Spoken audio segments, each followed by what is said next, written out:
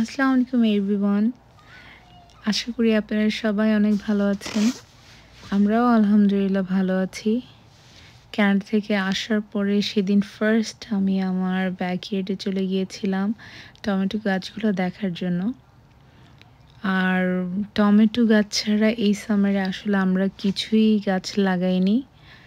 First of all আমার বাসার construction কাজ হচ্ছিল, আর আমিও অনেক দিন কানাডায় ছিলাম, সেটার জন্য আসলে কোনো কিছুই তেমনভাবে লাগানো হয়নি। আর আজকে এসেছি, গাছগুলোর আগাছাও পরিষ্কার করে দিব আর গাছগুলো একটু বেঁধে দিব।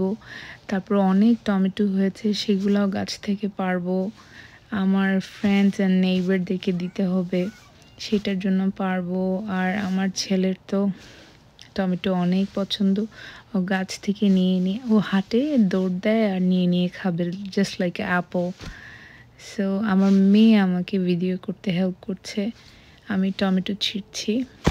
আর এই 3টা কাঁচা টমেটো বাই মিস্টেক আমি ছিঁড়ে ফেলেছি। একটা ধরে মানে গাছের একটা পাতা ধরে টান দিতে গিয়ে পুরো ডালটাই ছিঁড়ে গিয়েছে, হেভি হয়েছিল মেবি তার জন্য। তো যাই হোক, এটা দিয়ে তরকারি রান্না করা যাবে। আর এই যে আমি পাকা টমেটোগুলো দেখে ছিঁড়ে নিচ্ছি, যেগুলো একদম বেশি পেকে গিয়েছে। আর যেগুলো এখনও আরেকটু পাকবে মনে হচ্ছে, আমি ওগুলো রেখে দিয়েছি যেন নেক্সট টাইম আমি ছিঁড়তে পারি। মানে এখন এতগুলো দরকার নেই, বিকজ একসাথে অনেকগুলা ছিঁড়ে ফেললে আসলে সবার বাসায় ড্রাইভ করে দিয়ে আসাটাও একটা টাইম কনজিউমিং একটা হয়ে যায়, প্রবলেম হয়ে যায়। তো আমি এখন টমেটোগুলো ছিঁড়ে নিব। আমার বাচ্চারা ব্যাকইয়ার্ডে খেলা করছে। আর এই তো। আর বাংলাদেশের এত খারাপ অবস্থা থাকার জন্য আসলে অনেক ভিডিও দেখা গেছে যে করেছি, বাট দিতে ইচ্ছা করেনি। অনেক ভিডিও করে নিয়ে আসছি আমার আব্বুর, আমার ভাইয়ার বাসার। সো ভেবেছি ধীরে ধীরে সব কিছু আপলোড করবো ইনশাল্লাহ। আমাদের জন্য দোয়া করবেন আর আমার বাচ্চাদের ভিডিও দেখবেন। এই তো আমার ছেলে টমেটো খাচ্ছে, ও খুবই দুষ্টু।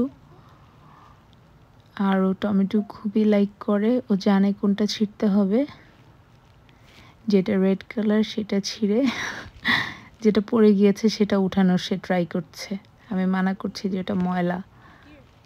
তো যাই হোক, বাংলাদেশের পরিস্থিতি অবশ্যই দোয়া করি যেন নর্মাল হয়ে যায়। বিশেষ করে আমাদের সাধারণ জনগণের যেন এই ভোগান্তি, এই ডাকাতের ভয়, এই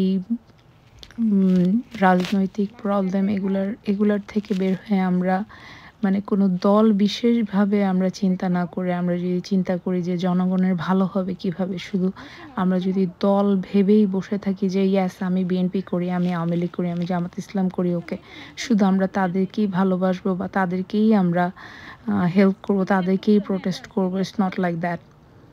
আমরা অনেক মানুষ আছি যারা আসলে দলটা আমাদের কাছে ম্যাটার করে না, ম্যাটার করে হলো একটা দেশের প্রতি ভালোবাসা, দেশের মানুষ, পরিবারের মানুষ, সবাইকে নিয়েই আমাদের একটা বাংলাদেশ। আর আমাদের এই নতুন বাংলাদেশ নতুনভাবে এগিয়ে যাবে, এটাই আমাদের প্রত্যাশা। আর এই মুহূর্তে বাংলাদেশের খুবই নিরাপত্তাহীনতায় ভুগছে আমাদের সাধারণ জনগণ। আল্লাহ যেন তাদের সবাই সহায় হোক। আর আমাদের হিন্দু ধর্ম অবলম্বনকারী যারা আছে তারাও যেন সেফ থাকে, সেটাই দোয়া করি। আপনারা ভালো থাকবেন। আল্লাহ হাফেজ।